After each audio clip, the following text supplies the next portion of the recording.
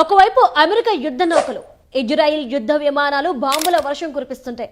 మరోవైపు ఇరాన్ డ్రోన్లు, క్షిపణులు విధ్వంసం సృష్టిస్తున్నాయి. ఇలాంటి రణరంగం మధ్యలో నుంచి నిప్పురవ్వ తగిలిన బొగ్గున మండిపోయే గ్యాస్ నింపుకున్న 2 నౌకలు హార్ముజ్ జలసంధిని దాటి ఇండియా చేరుకున్నాయి. ముందుగా శివాలిక్ అనే ఓడ 46,000 టన్నుల ఎల్పీజీతో గుజరాత్లోని ముంద్రా పోర్టుకు చేరుకుంది. తర్వాత రోజు నందాదేవి అనే మరో నౌక గుజరాత్లోని వడినార్ పోర్టుకు వచ్చింది. ఈ భారీ షిప్ 47,000 టన్నుల ఎల్పీజీని మోసుకొచ్చింది. అంటే మొత్తం 93,000 టన్నుల గ్యాస్ వచ్చిందన్నమాట. ఈ 2 నౌకల్లోని గ్యాస్తో సుమారు 65 లక్షల సిలిండర్లను నింపవచ్చు. మరి ఈ గ్యాస్ దేశ అవసరాలను ఎంతవరకు తీర్చనుంది? ఈ ఎల్పీజీ ఎన్ని రోజులకు సరిపోతుంది అంటే ప్రతిరోజు మన దేశంలో ఎన్ని సిలిండర్లు వాడతామో తెలుసుకోవాలి.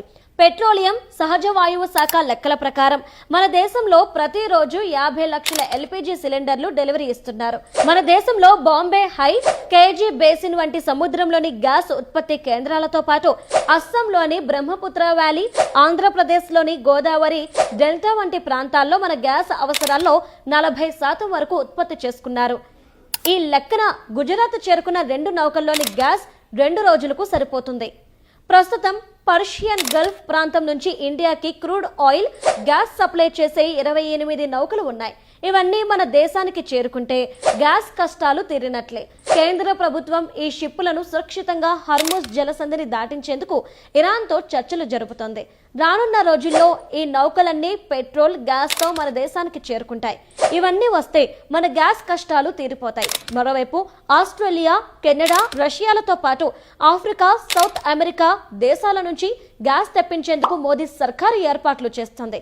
ప్రతిరోజు ఒక ఎల్పీజీ నౌక మన తీరానికి చేరుకుంటే దేశంలో గ్యాస్ కొరత అనే మాటే ఉండదు. ఆ రోజు కోసం ప్రజలంతా 1000 కళ్లతో ఎదురు చూస్తున్నారు.